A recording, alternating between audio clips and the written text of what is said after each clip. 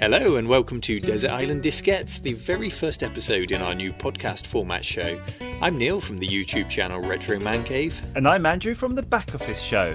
And in each episode we'll be joined by a special guest who we're going to cast away on a desert island for reasons. I'm not sure we need a reason, but we're not completely heartless. Our castaway takes with them 8 pieces of music to keep them company, with the only caveat being that it has to be a computer-based composition. That's right, it can be music from games of any era, from consoles or computers, the demo scene, crack tros, anything really that's in that ballpark, and it acts as a vehicle for our guests to tell us their life story in retro through the music. That sounds good to me, so why don't we meet our guests for this episode? So Ollie, thank you so much for being our very first retro castaway. Andrew and I both came across you on YouTube, so why don't you explain to us what kind of content you make and what you share on your channel, please? Sure. So I make video game musics, essentially. I cover video game musics on YouTube, like so many people. But I do a lot of acoustic covers, really. So it's mostly based around things like the banjo, hence the name Banjo Guy Ollie. Also use the mandolin. I use a variety of different acoustic instruments. I suppose it comes from my background of being a traditional Celtic musician. So I have some proficiency in all these instruments. So that's what I try to do, and I've been doing that now since 2014, I think. It's going slowly, but it's going well. So I'm happy with it. And I still enjoy what I do, which is great after, 3-4 years now. So Ollie, how did you find the process of narrowing down your selection to just 8 tracks? I found it very difficult, actually, but I don't know. I tried to pick songs that either had an influence on who I became as a musician or how I started appreciating video games more. I mean, there's a reason why I do video game musics on YouTube. It's because I do have an appreciation for music in general, obviously, but also for the work that those composers do and have done in the past, and also try to bring some legitimacy to maybe some of the songs that you didn't which people might not know, or have been forgotten, like stuff like Knightmare, like Nemesis 2, which was only an MSX release. Like, there's a few like that. So, it was just what affected me most at the time. Yeah, well, there were certainly some tracks on the list which I haven't heard of before, so I enjoyed listening to them, and hopefully the listeners will too. So, on that note, why don't you introduce us to the first song that you've chosen, and let us know a little bit about why you've chosen it. So, where do I start?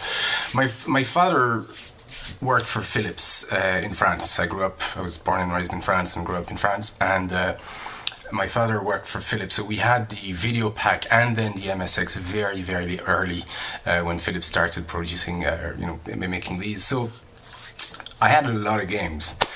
I had a ton of games, acquired through various channels, but I had access to a lot of games. And most of the early games on the MSX, and it's probably the case in, a lot of stuff from the Spectrum era or C63 Plus, but were inherited from the arcades, really. They were static, one-screen type of games, very much like just a full-color Game & Watch type of stuff, but they were very simple games, and so was the music and graphics for a lot of these games. And Knightmare was the first one where I realized, oh my god, this is an art form. Video games is an art form. I was already interested in music and doodling, but however interested you can be at 10 or 12. But that's when I realized, oh my god, these are just full-blown productions, and it was the first time that I heard the music that had a proper composition outside just a little nice ditty that just repeats itself.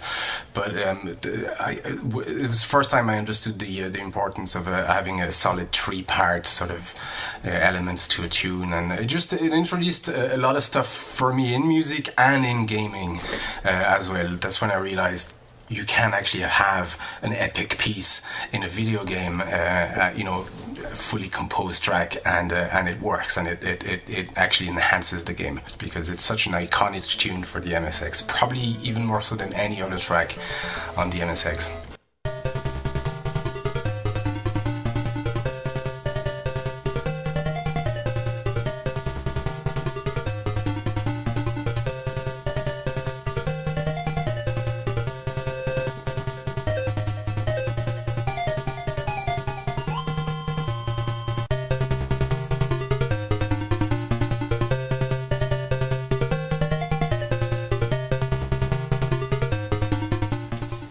So, Ollie, you've chosen more than one MSX track today, and that was clearly the first computer you owned. But did you have that computer for a while? The MSX, yes. I still have it, but that was my very, very first computer. So, like I said, my father worked for Philips, and the first machine we had was the Video Pack, which was the Magnavox Odyssey in the US, and Philips made the Video Pack for Europe, and I had that very, very early. In fact, I had a few prototypes of the Video Pack that my father brought home. So we had just the breadboard, and we'd have little cartridges without the case again. So just the cart and the chip that we'd put in the slot. So we played with that for probably over a year. And I think the first week we didn't have a joystick either. So what we had was just the cable, and we'd put all the wires in our between our fingers like that, and just connect them manually.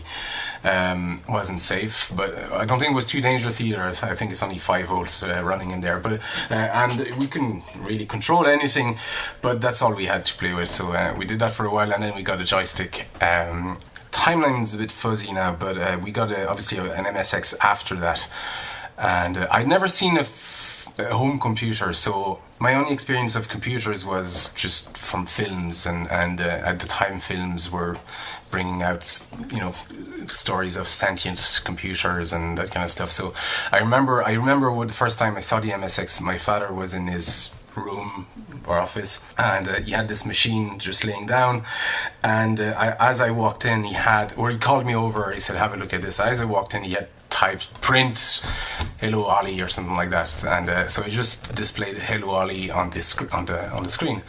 Now again, I would have been 9, 10, and I just froze, and I was like, "Oh my god, that thing is talking to me!" So I just went, "Oh, hi," and yes, that was my first experience with the MSX. So we had that for probably a year, and then the MSX2 came out, or the prototypes of the MSX2 came out, and I kept the MSX. I really don't know, but many years I still played with the MSX until I got an Amiga, well into the lifespan of the Amiga. So we'll come on to the Amiga a bit later, because you have chosen a track from the Amiga.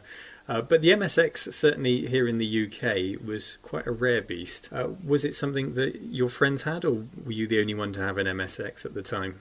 So my parents were separated, so whenever I went with my mum, which was further in the south of France, nobody had even heard of the MSX. It was only in the north of France that you'd find more MSX.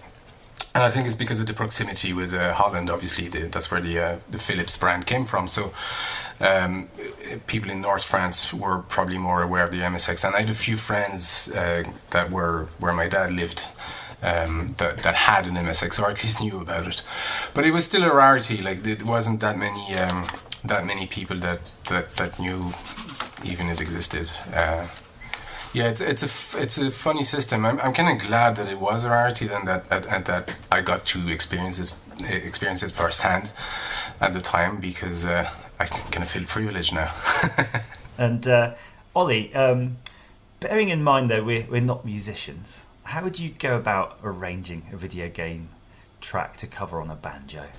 So, well, it's really a matter of just separating all the elements of the track. So nowadays it's very easy. You find the sheet music or the MIDI file or the original file, which you can transpose into MIDI as well. So it's not that big a deal. It just requires a bit of tidying up and just time. It's tedious more than complicated, really.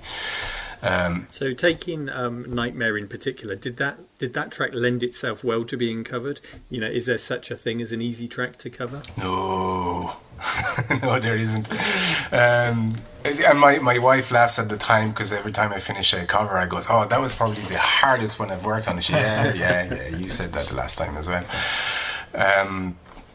No, there's nothing easy about it, but I have to admit, in preparation for this, I fired up my favourite track, which is F-Zero on the Super Nintendo, and I sat there with a mic going, "Boom, boom, boom," and then I went back in Audacity, went ba ba ba, and I played it back, and it sounded terrible. Well, I'm cheating because I've been playing music for 30 years now. So, yeah. So once you've isolated all the tracks, obviously you need to learn it and play it. That's actually the easiest part for me because, like I said, I've 30 years of playing music and Irish music as well, which is quite fast and quite intricate. So yeah, bar a few really, really, really tricky tracks that I don't want to go near. The playing, the learning itself and playing is quite easy. And I can't read music, so I do everything by ear or MIDI. So it's once you've recorded everything. So I record just a draft, sort of unclean draft, just to set everything, and then once I'm happy with the composition or the arrangement, I re-record everything again, cleaner and tighter, and then I go through that process a few times until I'm happy with the full arrangement, and then I go back to the track and just cut a part here or cut a part there, just to have a proper intro or an outro or a middle section, that kind of stuff. Well, as a man who recently bought an electric piano, hearing that you can't read music gives me some hope. Yeah, well, it's not a requirement reading music. I always say you could speak and talk long before you could read and write. So it's the same with music. Why don't you go ahead and introduce us to the second song on your list, then, Ollie? So I believe the second song was the level 4 track from Nemesis 2. And Nemesis 2 is essentially Gradius.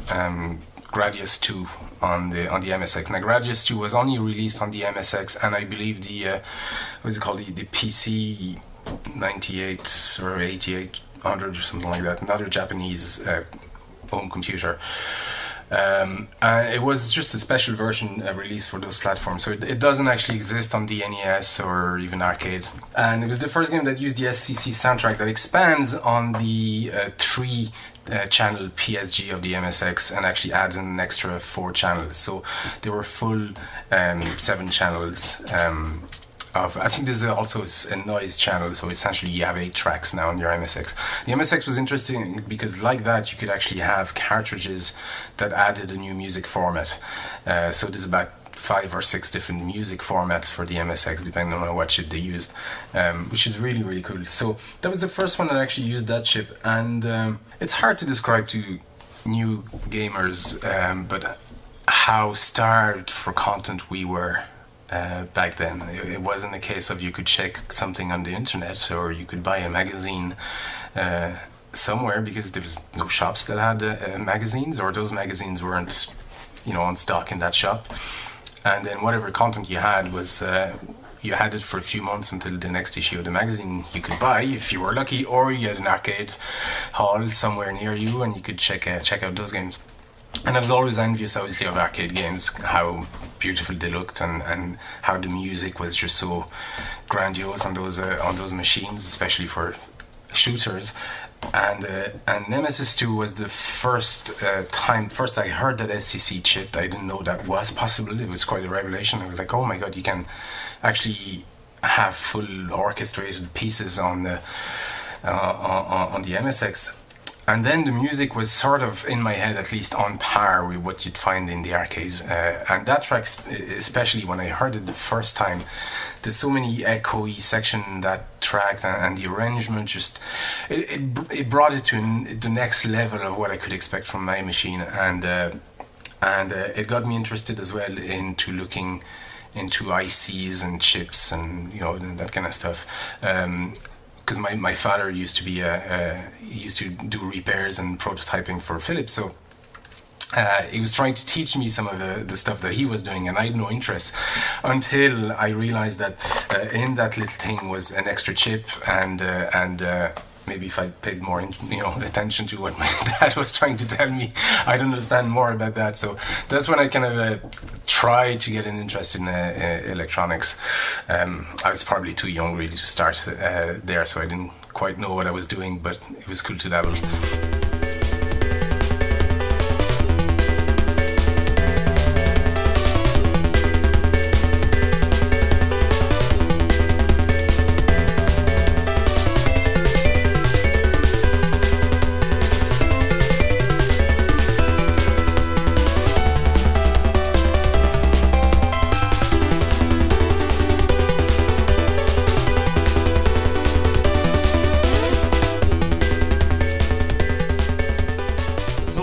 this is another shoot 'em up game. Is that a genre you particularly like?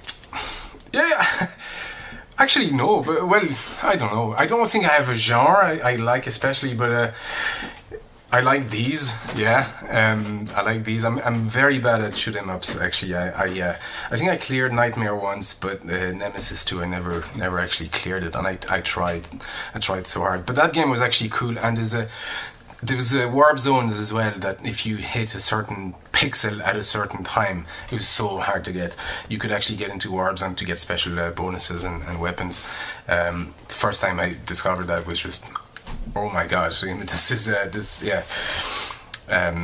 it was a cool game though, Nemesis. I very much enjoyed that series, actually, the Gradius series. So Gradius was an arcade port. So, and you did mention earlier that you were envious of the graphics and sound of the arcade games. Did you spend much time in arcade halls yourself?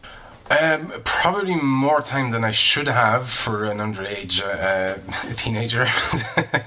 I'm still surprised I managed to spend that much time in arcade halls, because I think the age was 16, and I was definitely going there when I was 11 or 12. So I just wanted. I didn't have any money, so I just wanted to watch people play.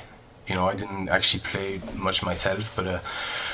And every time I'd hear an arcade, because you could hear the sounds from hundreds of meters away. Like every time I heard the sound of an arcade, I'd try to find out where it was. So I snuck out of the house a few times just to see where that arcade was, and I'd spend hours there just watching people play. They were actually quite safe, despite what everybody was saying. And which ones would you choose specifically to watch over someone's shoulder? To watch anything, really, anything that anyone was playing. I tried to watch. Arkanoid and Pac-Man were obviously big hitters with me. Galaga, I love the sound. I have all these machines at home as well. So yeah, and Outrun, but that came out, a good bit after that. But it's more 8-bit era for me. Just sticking with the MSX for now, my pet peeve with that machine is that it's often the victim of quite shoddy ZX Spectrum ports, and they didn't bother to tighten up the colour attributes from the Spectrum. So it was a perfectly capable machine graphically, but the ports just made it look like a ZX Spectrum.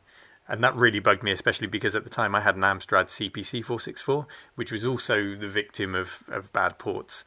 So looking back at the MSX, how do you think it compared to the more popular 8-bits? And do you think it deserved to be more popular and to be remembered more fondly? Yeah, that's a good question. If I'm objective about it, I don't think it had a chance to compete at the time it came out. Because 16-bit computer were starting to appear. It sort of was the grandfather of the modern PC. I think that was more or less the idea, to have a standardized platform. It didn't quite work like that, but I don't even against stuff like the C64 or the Amstrad, I don't think it did have much of a chance. The games on those machines were better visually. I mean, the CPC had an amazing color palette, very similar sound chip, and then the C64 just had all that just huge momentum of coders and the demo scene and just real talent on those platforms that the MSX couldn't compete with. What it had though was the support of companies like Konami, Sony, like HAL, and Taito as well. So a lot of these arcade games could have been ported really, really well, and I'm surprised they weren't ported better than they were. But Konami certainly did know the MSX well and did some very, very nice and tight games that actually still to this day a lot of people are wondering exactly how they managed to make that scrolling so good, or those music work with the timing of the they were really, really well crafted games. Could it compete with other platforms? I don't think so. So Ollie, did you ever use your MSX to make music? I did, yeah. That was my first introduction to music was the MSX. So my dad could do some coding as well, and so he showed me how to, just to print hello and that kind of stuff. And then I picked up the MSX Basic manual, which was actually a very, very nice and powerful basic, and started making sound come out of the monitor, really. I didn't know anything about music, but it brought me to the ABC system for music notation, and then I started understanding what an octave was, and then how you could get actually pleasant harmonies by putting two notes together, and then which third note to put it after that. So it sort of brought me, and then I got interested into music as an art form. Probably years after with the Amiga, but the MSX was certainly my introduction to making noise. It's probably the best way to put it. So Ollie, would you like to tell us about your next choice of tune? So again, we're staying with an MSX track, although this one has been on a few other platforms as well, but it's the Vampire Killer theme from the MSX game Vampire Killer, also known as Castlevania for the NES and every other platform ever invented. I'm going to run out of superlatives trying to describe the Castlevania music, but they are masterpieces of composition. I was first introduced to this game obviously on the MSX years and years before the NES version came out. So within a month, I think it was the Famicom Disk System had Castlevania, and then it was released on the MSX roughly a month after. And the way Konami worked those days, they had two separate teams working on the different platforms, and they would share assets, so obviously music and graphics and sprites. But the direction, they had a general direction where the game was going to go, but it was up to the separate teams then to find a way that worked best for the platform. So the MSX2 didn't have a scrolling register, not horizontal anyway, so they couldn't do a Castlevania the way it was done on the NES. So they went for a screen by screen. So they're just static screens, and because of that, the game took a different aspect. It was more an exploration game than it was just a linear platformer. And for me, it sort of affected or changed the way I perceived the music. It was suddenly more, because you were stuck in that big mansion and you were stuck with that music for a while, and you had to backtrack and get a key to open a door, etc., etc. It wasn't just a right to left. Those music felt a lot more claustrophobic, and it was the first time, I believe, that I remember going to bed, falling asleep with that music in my head, and actually just being scared. I genuinely just going, oh, that's actually me stuck in that mansion, not an 8-byte block of pixels or a 16-by-16 block of pixels, but it's actually me. And then when I woke up again, that music was still in my head, and I was like, oh my god, what's going on? That was the first time that I experienced a game in that way that was actually just so vivid and visceral. And that track certainly, for me, is the most iconic track of the Castlevania series for a lot of people, obviously.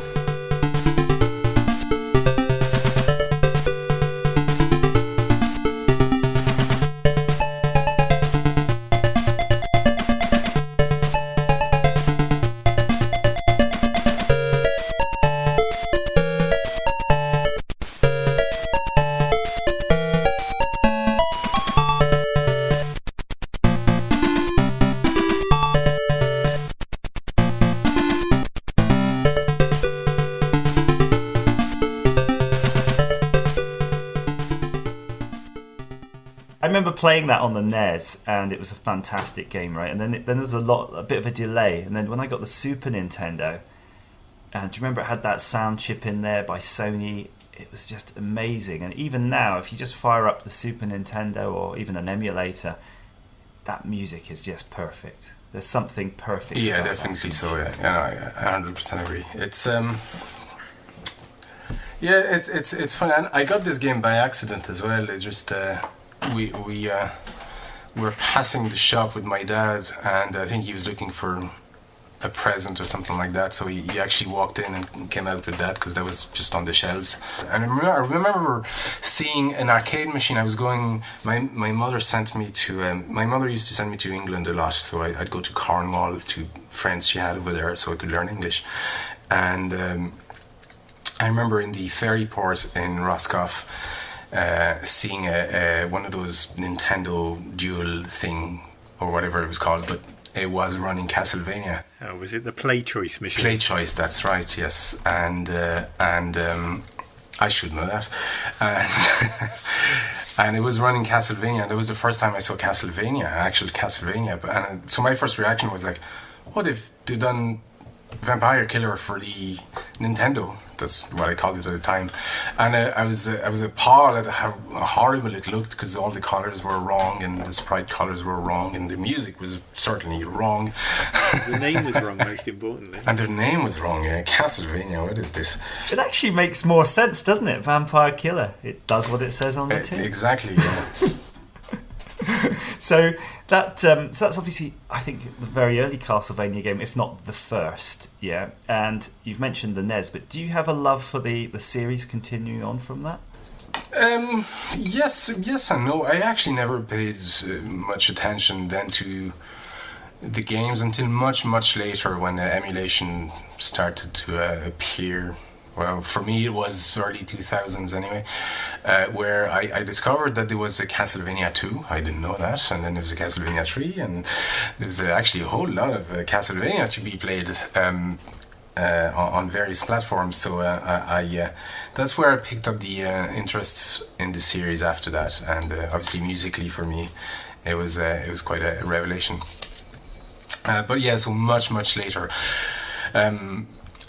I would have killed for a Castlevania 2 on the MSX. I used to dream about this game, because there's the level where you have doorways and you need to crouch in the doorways and press up as well, and it escapes. You actually phase out and end up in another section of the level.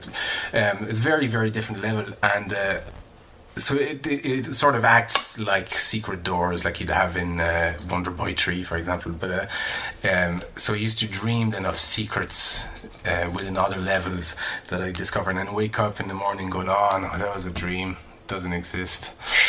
So anything Castlevania I would have loved at the time, yeah.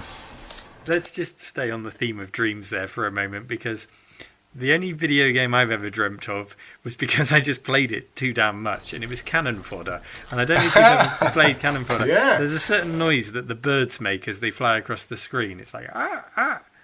And I would hear that in my sleep all night. That's when I knew I'd played too much Cannon Fodder. That was certainly, well, yeah, war's never been so much fun, has it? Exactly. Ollie, you've got a series on your YouTube channel called Music for Games That Never Were. Have you ever released music for a real game, or is that an ambition of yours? Well, yes and no. So those tracks were actually the remastered tracks of stuff I've had done on the Amiga. So we had a small demo group back then that actually never published anything, because we weren't quite good enough, really. And also we were in our tiny French village, just completely isolated. We couldn't drive anywhere. We couldn't go to any conventions. Actually, they weren't called conventions. They were called just demo parties or something like that. So I had done a lot of music for those demos and little small games that we were just messing with, I have a few more. I've been commissioned to do a few pieces for a couple of games that were not released, and I just need to clear that I can use the music for the channel. And to answer the yes part of the question, I've done a few covers actually for a game that's coming out soon called Monster Boy, which is a sequel to the Wonderboy 3 series. It's done by Game Atelier, and they've approached me back in early days of the channel, back in 2014, see if they could use my music, my cover for one of their announcement videos. So I said, wow, please, yeah, great, a new Wonderboy game.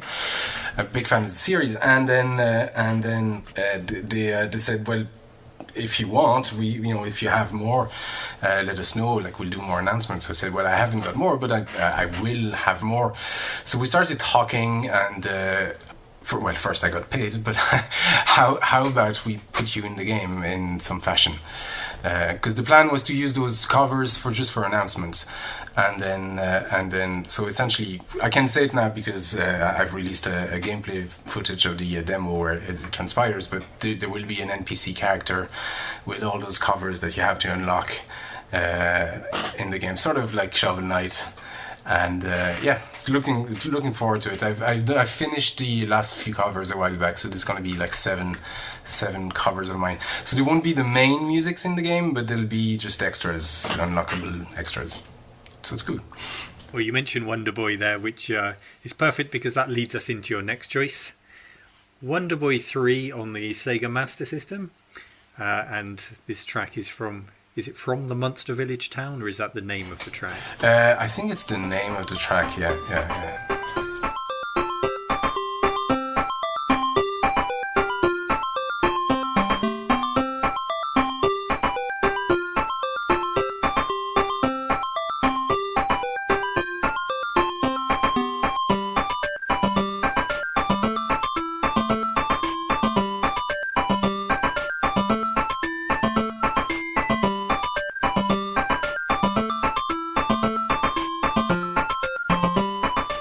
Ollie, we've moved on now from the MSX to the Sega Master System.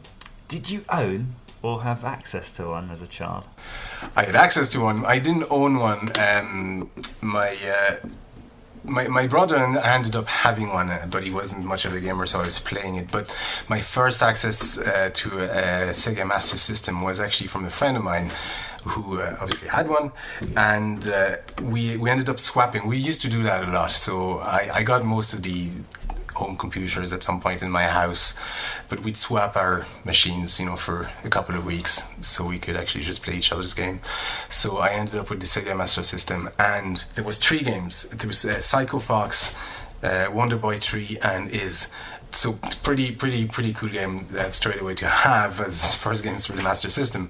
But I played Monster Boy most. It was such a really cool game. So I think I had it for about 3 weeks first, and then we swapped back, and my brother ended up, I think, the next Christmas with a Master System that he never really played. It must have felt like quite a leap from the MSX to the Master System. It was. Well, certainly graphically, it was just so full of colors, and then it had pretty decent parts of all those arcade games that I would drool over in the arcades. So yeah, I enjoyed the Master System. I really liked it.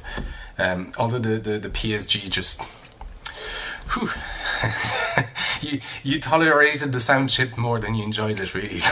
If I'm honest about it.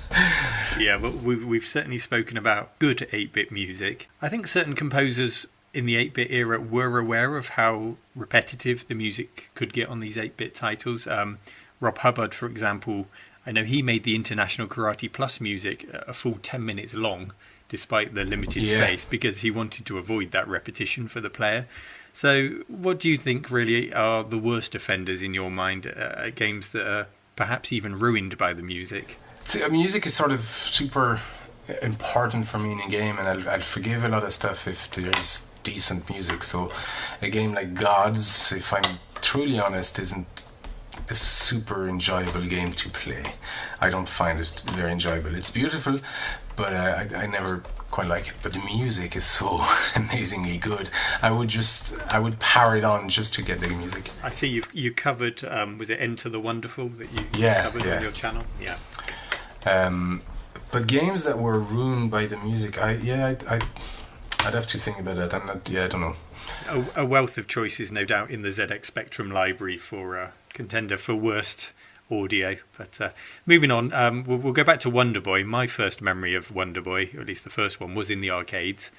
And I don't think I ever really got any further than the skateboard on level 1 for my 10p piece. And as a result, I never really followed the series much further. So have you played through all of them, or is 3 just a standout game for you? Yeah, I did play through all of them because, again, on the Master System. Although I was aware of Wonderboy, the first one in the arcades, and I did get to play that at the time. I did enjoy it. Actually, the music was super repetitive in that. Actually, there's one that just gets to you.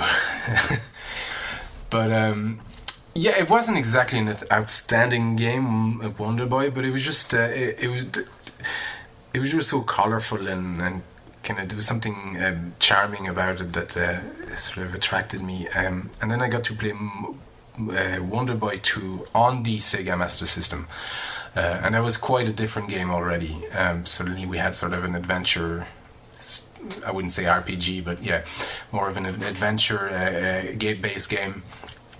And Wonderboy 3 was just an iteration of that, just picked up from where the game left and expanded on that. And it was the first time, actually, I've talked about it with somebody else on a different podcast, but it was the first time I saw a game referencing another game, aka Wonderboy 2 in that case, because when you start Wonderboy 3, it's the last level of Wonderboy 2, and it was the first time I saw that. It was just absolutely amazing to see a game referencing another game. It was just unreal. Like, we'd never seen anything like that. Because a lot of those conventions that we use now in video games or gameplay, they've been around for a while, but at the time they hadn't been invented. It was just an amazing world to discover. So when you see games doing something new or doing something like that, it was fantastic. Before you tell us what your next choice is, we're moving into a new decade, and we're moving into 16 bits from 8 bits. And we took a look at the charts because this is a game from 1990, and we were just interested in what perhaps kind of music you were listening to at this time. Perhaps not these songs that were in the charts. We're going to give you some examples of what was in the charts in 1990. So you've got MC Hammer, You Can't Touch This. You've got Madonna's Vogue. You've got Love Shack by the B-52s. You've got Ice Ice Baby. This was a good year, Ollie. This was a good year. You've got Pump Up the Jam. Oh, God. And you've got Groove Is in the Heart by D-Light. Any of those take your fancy? Put it this way, I'm very aware of all these these songs for having heard them once or twice or maybe 100. But no, actually, they weren't my. I used to listen to a lot of 80s, 90s metal. So for me, 90s were early 90s, very much Guns N' Roses years. A lot of AC/DC and Metallica, and before that would have been Iron Maiden and Scorpions. Yeah, in fact, if you look at your most popular tracks on your YouTube channel, I think the number one most watched cover that you do is Metallica. Yes. Closely followed by, I think it's Vampire Killer. Yeah. So, okay, not Pump Up the Jam then. No, not Pump Up the Jam. So why don't you introduce your next song then, from the computer side of things? So I believe the next song is from the game Turrican. I'm not sure that is it Turrican. It's pronounced. It is. Yeah. Is it Turrican 1 or 2? Turrican 1. The first one is called Shoot or Die. Where do I start? First, Chris Hulsbeck was just a hero. I think he is for any Amiga owners. Anyway, if there's one name that comes out of that era, it's Chris Hulsbeck, at least on the Amiga. And so I was aware of his stuff from the C64 before, but when I heard the soundtrack for Turrican, that intro first is just so striking. It's so cinematic. It's straight out of an 80s movie. You got the digitized voices, and then you get that big track that is completely in your face. And then something was not right. I remember listening to it going, hold on, there's something not right here. How is he getting all these tracks?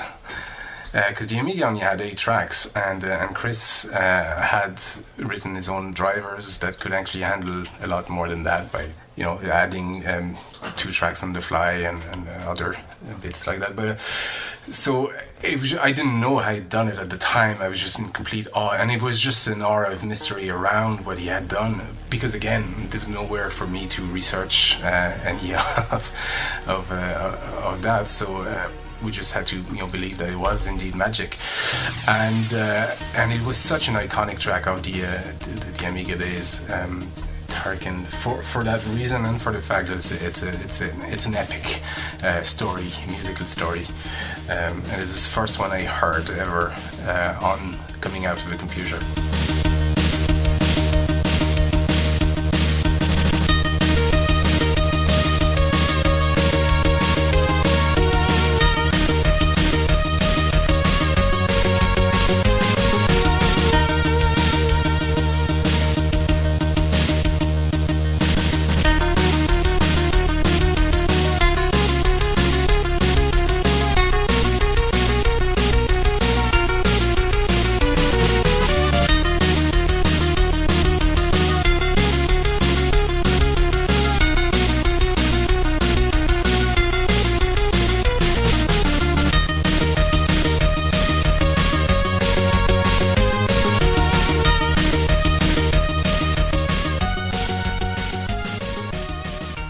Ollie, what can you remember being your first impression of the Amiga? I remember it very well. I was in a shop and my friend had bought an Amiga a few days before that, and he told me, you have to get one. So I went first to his place to check it out, and I cannot remember what he was playing. I don't think he had any game. He was just playing no, he had Tetris on it, but we just spent the whole afternoon just playing with the Amiga Basic and watching that ball bounce. There was a demo that came with it, with a bouncing ball that would spin. So I think most Amiga owners have done that at some point. Spent an afternoon just watching that, and then we played Tetris for the rest of the day. So it wasn't what I would describe as my first impression, though, because I still wasn't sure what the Amiga could do. I just knew it could do a lot of things. So I went to the shop. I had some pocket money that I had saved for a few years, and I think my mother had the rest, the other €3,000. But so we got to the shop, and I said, anyway, I started talking to the vendor, and I said, I heard good things of the Amiga, and etc., etc. She said, well, I have one here set up, and she pulled out this demo disc and started the Amiga, and it was the demo for Shadow of the Beast.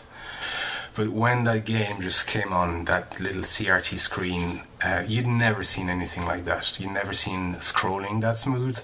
You'd never seen sprites that well animated. You'd never seen those parallax. It did so many things so well, and the music was so ridiculously evocative. That could actually have been in that list. There was a tie with Turrican.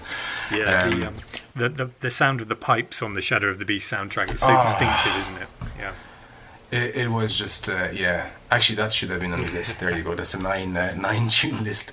But it was my jaw dropped, and I was like, yeah, that's an Amiga, because I'd seen an Atari ST before, and I was like, I don't know. I mean, I'm sure the MSX can do that. But the Amiga was just so. It was just in a different league altogether, so I went home with that demo disc actually of Shadow of the Beast, which is actually just the scroller and the title Shadow of the Beast. That's all it had. You couldn't play the game, but I had it running and just watching that for about a couple of weeks until I got my first game from my friend. Well, Andrew's about to lower the tone with the next question by using the other A word, so go ahead, Andrew. Yes, and that's because, of course, the Atari is often considered the musician's choice on account of its MIDI ports. So why didn't you choose that? I don't know, actually. I nearly did. The Atari actually made a huge impact on me, because it was 89. We went to Berlin as a school trip, and that's when the Berlin Wall actually fell. So it was actually exactly at that time, while we were there, it happened. So I have memories of Berlin as a teenager, just up on the wall with a hammer and a chisel, literally cutting out bits of the wall. But the family I was staying in was the neighbor of the family I was staying with, had an Atari ST, and through discussion. I don't know how we came to that, because I really couldn't speak German and they had no French, but I think we did it through English, but they ended up telling me that their neighbor's kid had a computer, so I was like, well, I gotta see that, because again, start for any content, you know, it's just, if you knew somebody that had a computer or a console, you had to see it. You know? So I went over, and it was an Atari ST, so I spent the whole evening just playing a few games on the Atari ST, and he had it hooked up to his audio system.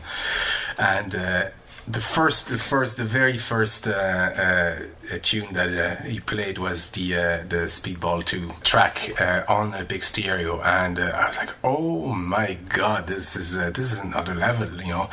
I never, because I was used to the PSG, the MSX PSG. There was no sound synthesis or anything like that, and suddenly to hear those samples and a different quality of sound chip was just amazing. Yeah, why didn't I pick an Atari ST? Because all my friends, well, my other friend had an Amiga, and then another kid in the village ended up buying an Amiga as well. So I was like, well, I've already done that part, you know, having a computer that nobody has. I've done that for about 5-6 years. So how about I start fitting in? But it was seeing Shadow of the Beast run on the Amiga that just sealed the deal. And so, did you then go on to create music with your Amiga? That was one of the first thing I did. Yeah, I was like, okay, I need to find out what softwares I can use to make music. Again, I was just making stuff with BASIC first, and I discovered, I can't remember how. I think it was a floppy in a magazine that had a sound tracker.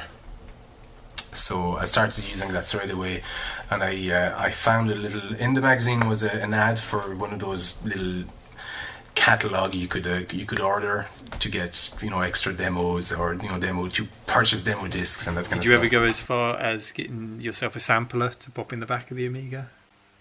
I have one here. I have my old sampler. Yeah, and what I used to do, it came with a software. It was really cool because it came with a software that would actually, when you reboot the Amiga, it actually reads the RAM. So you could actually see the RAM as a sound wave. So I would rip all the samples from games and demos like that, unless they specified that the RAM needs to be refreshed. So I would rip all the samples, and it was just a long sound wave of the RAM. So you had to listen to a lot of just static noise and random noise. So it was like bling bling bling, and it was really cool. But it was a software that came with a sampler, and we recorded our voices on that little thing as well, way too many times to scare our parents. So please tell us about your next choice of song. My next track is the Sign of the Worm track from the game Dune. Now, that's not specifically an Amiga game. It was also released on PC, but I first played it on the Amiga, and I remember this game very well for a couple of reasons. But I first played it on the Amiga, and I was just sucked into it. That was the first time that I literally. I mean, every other game I just played casually every now and then. That was the first time I would spend an entire evening, and then the next evening, and I spent a week on that game just trying to finish it. It was just so epic and amazing. And at the time, I didn't know about Dune, the film or the novel. So I was just captivated by the world in the game, and the soundtrack, which is again so evocative and absolutely amazing. And I'd never quite heard anything like that either. It was just a mix of genres of Arabic influence and Jewish influence, and there was some obviously a lot of synthesis and things like that. It was sort of a mix of Jean-Michel Jarre, and I grew up in an area of France that had a lot of people from Tunisia and Morocco, so the oud and different flutes, I was used to those sounds as well, but to hear them coming out of my computer was just absolutely fantastic. And then I went, I think that very same year, I went on holidays to my dad's house, and he had bought a PC, and with it he had copies of Dune on floppies. So I replayed Dune with an ad-lib sound card on his PC. with obviously enhanced or different sounds. I'm not sure which one I prefer actually. Graphics were definitely better, but it was just I replayed that game again at my dad's on a PC. So I played it twice in less than a year on 2 different platforms, and then I found out that there's a film, Dune, and that's an adaptation of the novel Dune. So I start reading the first book, and I am stuck in that novel. I cannot get out of it, and I finish it, and clearly it's not the end. There's something else afterwards. So there's a second book I need to buy, and I ended up in that year just reading the entire series of Dune, and I've become a fan of Dune ever since, because it's amazing, to the point that I've read the main series that Frank Herbert wrote about 4 times, and I've read the stuff that his son or his grandson wrote as well, about twice each. So I love Dune. I love anything Dune, and I love the music.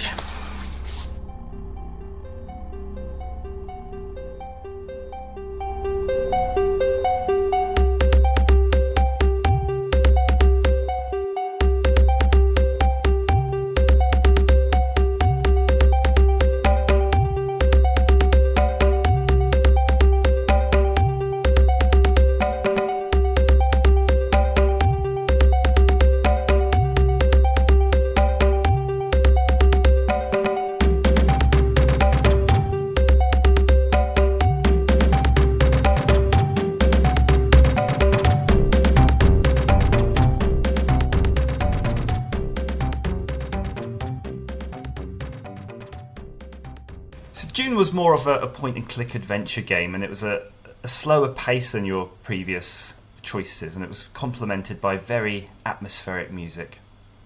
Do you feel we had to wait for the 16-bit era to achieve atmosphere through music in games, or do you think it was possible with the limited capabilities of the 8-bit computers? Yeah, that's a very good question. So there's a game on the MSX called the Treasure of Ushas. That's an MSX2 game. So it was a Konami game. It came out after Vampire Killer and after they had introduced the SCC chip to gaming, but it just had a PSG track. It was just 3 tracks, just playing the PSG, the Yamaha, was it AY 8, 9, 10 or something like that. But those tracks are incredibly atmospheric, and I would encourage you to listen to them. Maybe not the first level, but the other level was definitely incredibly haunting and just beautifully crafted, and it's hard to believe that it's actually coming out of a 3-channel PSG. So yes, I think it was possible, but it came out very, very late. In the I think it was one of the last Konami games.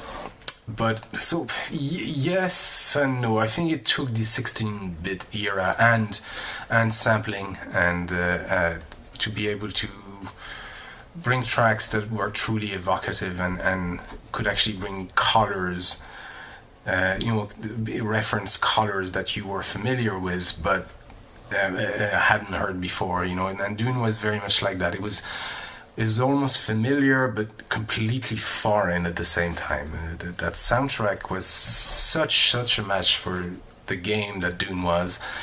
You spoke there about how the raised limits of the 16-bit micros allowed that atmosphere. Do you think when computers then moved into CD formats and those limitations were pretty much gone entirely, do you think we lost something along the way there? I think so.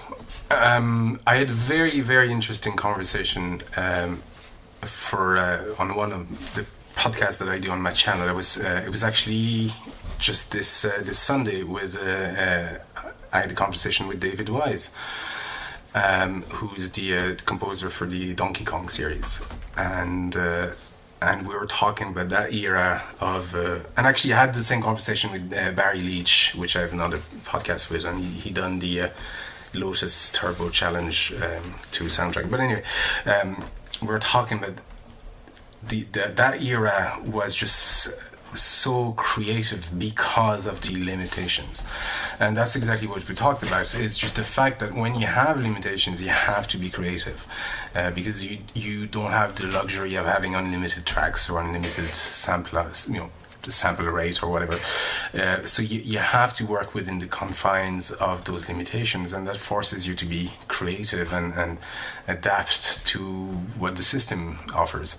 And I definitely think that's when we saw creative work, at least as it's at its best. But again, it's hard to say for somebody who makes music or a performer or a composer, because for me, part of the interest of making those covers is the challenge itself. It's the process itself, so not the end result. So I'm judging the end result from a different, the finished composition. We're judging that from a completely different standpoint, that somebody who just hears it and hasn't taken part in the process.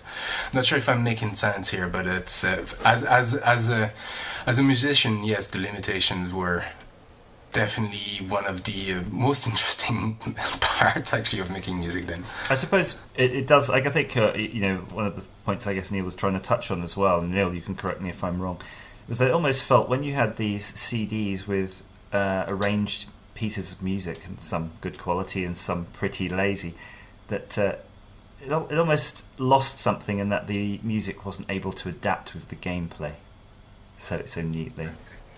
Maybe just some of that. I think also you heard when you heard a track that was done on the Amstrad, you knew it was from the Amstrad. If it was coming from the Spectrum, you knew it was from the Spectrum. It's, again, from the Nintendo chip is so recognizable, and the Sega chip as well. So those tracks, even the sound itself had personality and a color already that you could identify, and it gave the tune that character. And I think when you move to CD format and you move to overly produced tracks that don't rely on the sound chip, then you start losing that character, because it can be pretty much anything you want it to be, which is, I suppose, great for a composer point of view, but I think the track as a whole loses the character because it's not associated with a platform anymore. I suppose it's like listening to an audio tape while you're playing the game, or similar to having pre-rendered 3D graphics in a 2D game, isn't it? It's kind of, it's not right. Yes, yeah, something like that. We did that audio tape analogy is funny, because we did that. My friend had an Amstrad CPC, the 6128, and he had Outrun on it, but with it came the audio tape of the game that you could play as you were playing, and that made the game probably 100% better than it actually was, because you were playing to the original track. I remember that, actually. Yeah, I had the very same on my CPC 464. It came with the separate tape, so I would put it in my dad's stereo next to the computer, and it would just play the arcade music. And yeah, that is one example where it worked very well. Yeah. So we talked about the limitations there of the system and what you could and couldn't do with it. And one way of really testing the limitations of a machine, especially in the 16-bit era with the Amiga, we saw a lot of, was those mega demos. And your next choice is from that scene. So why don't you tell us what you've chosen? My next choice is from a mega demo. Was it a Razor? Mega demo, I think, called Voyage, and it's not actually the initial track, but it's halfway through the demo. This track that comes up, that is very much a Space Odyssey type of epic done on. It sounds very synth-like, and it is done like that. I found out afterwards, because I got I did actually get my hands on the mod to find out how it was done, and not only is it just a super epic track, but also it changed the way I used. I think I was using Pro Tracker at the time. So after Sound Tracker, I started using Pro Tracker, and then I moved to Octamed. But it actually introduced me to a lot of tricks and techniques in Pro Tracker to get to get chords done, and just how to approach melodies and how to get echo and that kind of stuff. So it was a very technical track, and it introduced me to a lot of technicalities that I didn't know were available on something like Pro Tracker, because again, I mean, my English was limited at the time. It probably still is, and I didn't have access to a manual, you know. So yeah, and it's an incredibly good track. Overload, I think it was called.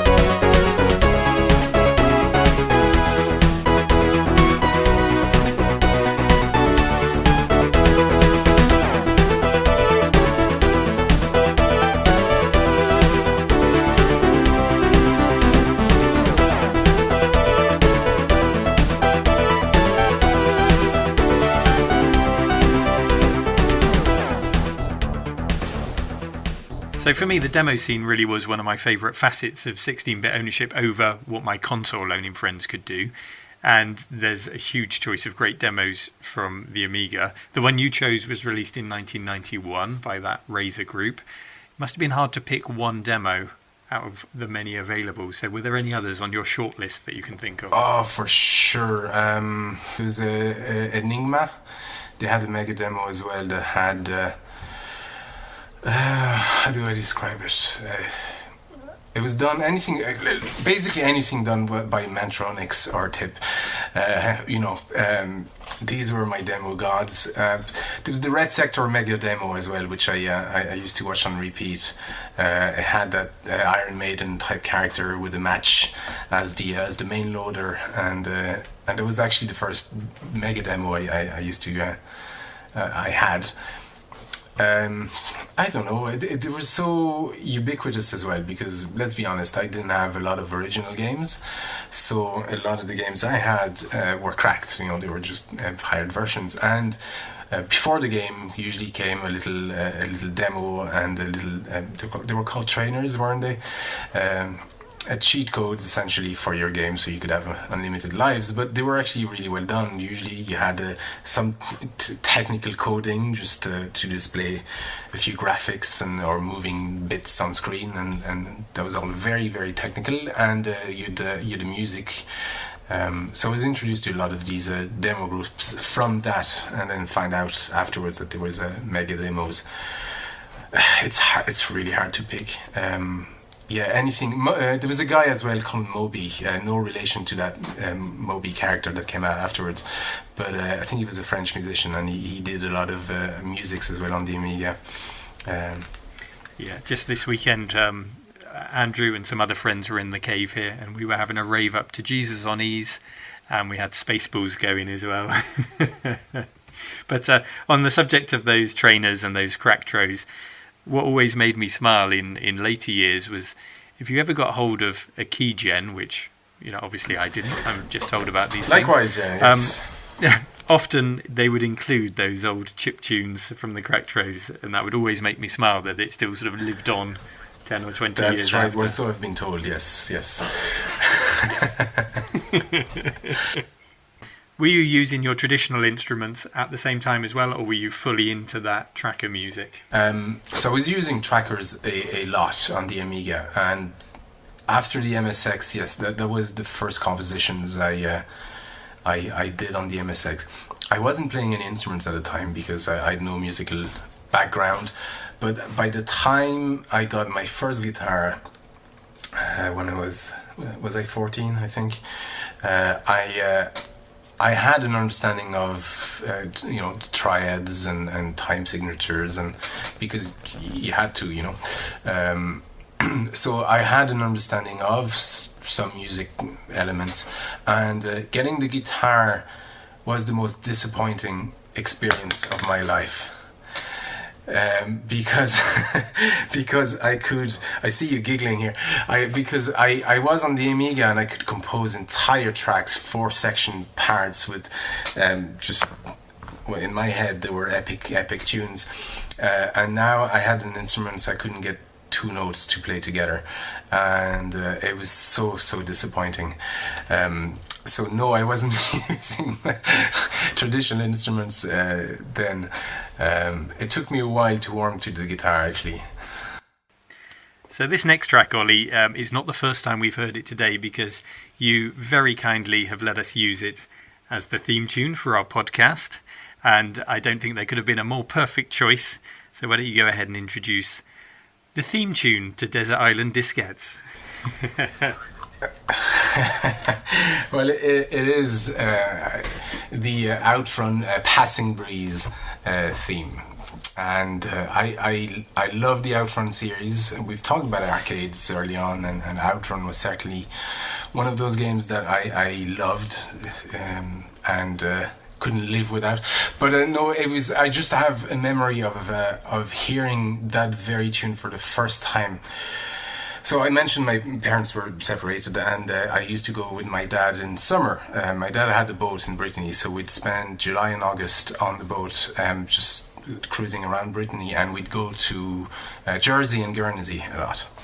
And I loved Jersey and Guernsey because it had all these arcade halls and toys shops, and and it was different. So I loved it. But I remember I think we were just waiting to get into the marina in was it Guernsey, I think. So we were on the mooring, and I could hear an arcade somewhere. I could hear the sounds of Pac-Man or Galaga, or just every now and then when the wind was turning right. But out of that noise came what I believe, because I can't verify it for sure, but what I believe was Outrun Passing Breeze. And then I was like, where is that coming from? Is that coming from the arcade? And I just agonized for a whole day until the next day, where I could actually go and check it out. What that music was, because I'd never heard it. Was it an actual game? And if it is, my God, what does it look like? Because the music is just a full piece, what arcade game could possibly be playing that? And it was such an exciting moment, and incredibly frustrating because I couldn't get to it. So I think that was my first introduction to Passing Breeze and Outrun, and then I discovered the game, and I just couldn't believe what I was seeing. It was just so incredibly beautiful, and that whatever the technique it's called, I forget now, but that 3D scrolling, or super scaler, super scaler, that is that super scaler effect was just absolutely amazing. It's the first time I'd seen that. The cars almost looked like they were in 3D, because the sprites were so well done, and you could see them from different angles. It was just amazing. But the music was what actually frustrated me and made me discover Outrun from a few hundred yards away, stuck on the boat. And I loved it after that, and to the point that I actually got my own Outrun machine at home now. So.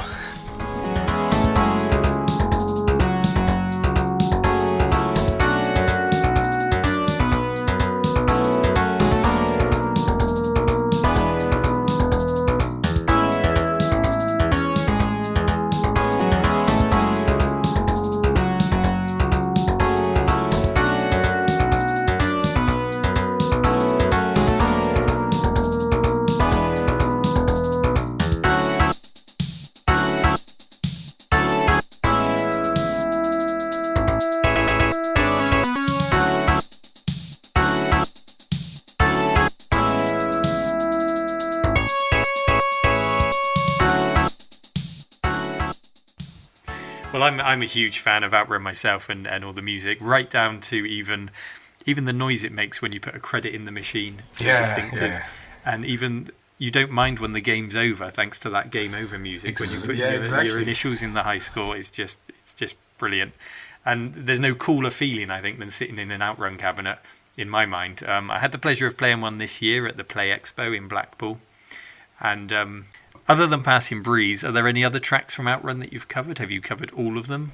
I haven't covered all of them. Well, from the main game, there's only 3. There's Passing Breeze. You're going to have to help me for the other ones because I'm drawing a blank right now.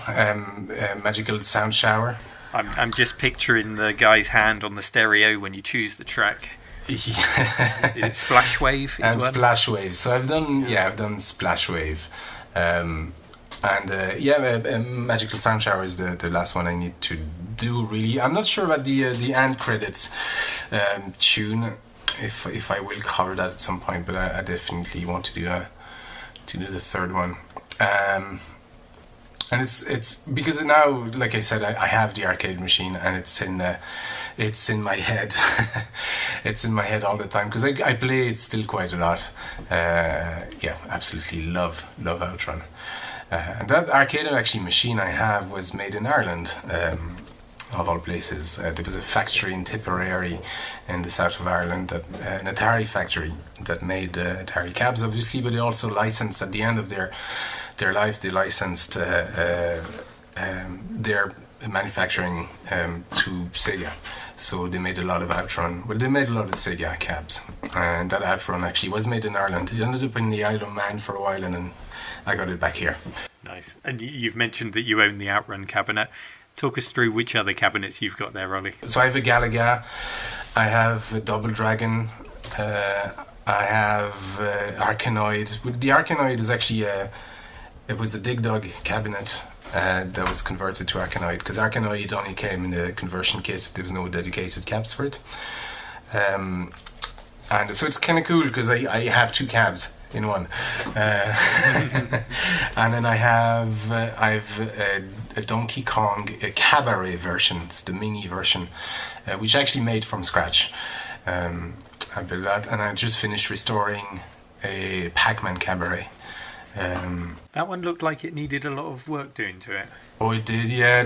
Even the wood was all chewed up at the bottom. It's the problem with those that very model. Actually, they use that chip wood, so it got most of them got water damaged at some point. So I had to repair a lot of that. I had to fix everything. Even the monitor was fried on it, so I had to recap it all. And I think I know what your answer is going to be, but what's your stance on the CRT versus the flat screen monitors in arcades? Flat screen all the way. Obviously CRT. For me, I get it. I mean, not everybody can fix CRTs, and or has the time to fix them. And the LCDs are certainly an easy option if you don't. It's terrifying to some people. So I can't be mad at people who just put an LCD. I'm mad if you throw the CRT in the bin and break it. But whatever works at the end of the day. Those games are meant to enjoy one way or another. So if you enjoy them on an LCD or a CRT, it doesn't really matter. So Ollie, when it comes to the video game music that you cover on your channel, do you ever take requests? Or are you influenced by the comments at all? Yes, very much. I do consider suggestions, and I have done before. I have a list. I have a huge list of tunes I want to cover. If I continue at that pace, which is a tune a track every 2 weeks, and then I have another video in between, but a cover every 2 weeks, I'm going to be busy for 7 years. So I have quite a long list of stuff, and last year I didn't touch the list at all because it was just stuff that came up. I remembered suddenly that weren't on the list, or a suggestion that people had made. So I never promise anything. I never say send me your suggestions and I'll do them. It's just I do check everything though. I consider everything, and if it's suitable, I go. Yeah, I'll do it. And then if the tune gets stuck in my head to the point that I can't get rid of it other than covering it, then I bump it up. So Neil, are you thinking of using what minor influence you may have in this podcast to make a suggestion to Ollie? What would it be? I wouldn't dare. No. There's so much of Ollie's back catalogue that I need to work through, to be honest. I'm more than happy with what's available. How about you, Andrew? What would you like to hear? Maybe like a smooth lounge version of the Paperboy theme or something like that? Actually, that is a bloody good idea. I hadn't thought of that. That's your idea, Neil. So that's your one in the bag, surreptitiously. Actually, I really love the SNES era and F-Zero, but I already know, Ollie, that you have done a cover of Big Blue, so I'm pretty happy. I'm already there. Lightning cover. Yeah, It really is. I want to do more actually from F-Zero as well. But yeah, it's in my list. So we'll be eagerly waiting, watching for your videos just to see if it's that one that we wanted. What's interesting is I started in some cases redoing some of the earlier covers that I've done because I wasn't entirely happy with what I'd done, or I knew I could do a better version. F-Zero is actually one I would like to redo with a bigger sound, because I'm just using the banjo and mandolin. I know I can use the bass and accompaniment chords and a proper or nicer drums on it. So it's one I've been thinking about redoing actually. Well, Ollie, banjo guy Ollie, before we sail away and officially cast you away onto Retro Island, never to be seen again, and ask you your two final questions, why don't you let the listeners know how they can find you? Because I know it's not just YouTube that is an outlet. Yeah, it's Banjo Guy Ollie on YouTube, and I'm also under the same name in Twitter and Facebook and Instagram. I'm everywhere, man. Okay, so you have two more decisions to make. I'll ask the first one, which is if you can only take one of the 8 tracks you've talked about today to keep you company, which one would it be? Dune. Didn't even have to think about it. Yeah. Yeah. I love Dune. Again, for those reasons I talked about it, and it's so evocative and incredibly well crafted. And then it would remind me of the game and the novels and so much. Yeah, Dune. And because we're very, very generous here, we'll give you a bonus gamer application that you can take with you. However, it can't have any online capabilities. So what would that be? God, that's a tough one. I'm going to go with Dune again. Actually. Yes. A lot of love for Dune. Not even Dune 2, just Dune. Dune 2 is cool. It's just I love Dune so much because it was so close to the story and the original book. Is if anything does a good tribute, it certainly is the video game Dune, and it's long enough to be enjoyable for how long I'm stuck on the island. Hopefully I'll get rescued soon. So actually, Ollie, we've cheated you in some respects because we've given you you've got the game with the soundtrack and you've got the track. So thank you so much for joining us, Ollie. It's been a pleasure having you, of all people, as our very first guest, and hopefully the first of many. Well, thank you very much for inviting me on this desert island. It was a blast. Thank you very much. Thank you very much for listening, and we hope you'll join us on the next Desert Island Diskettes.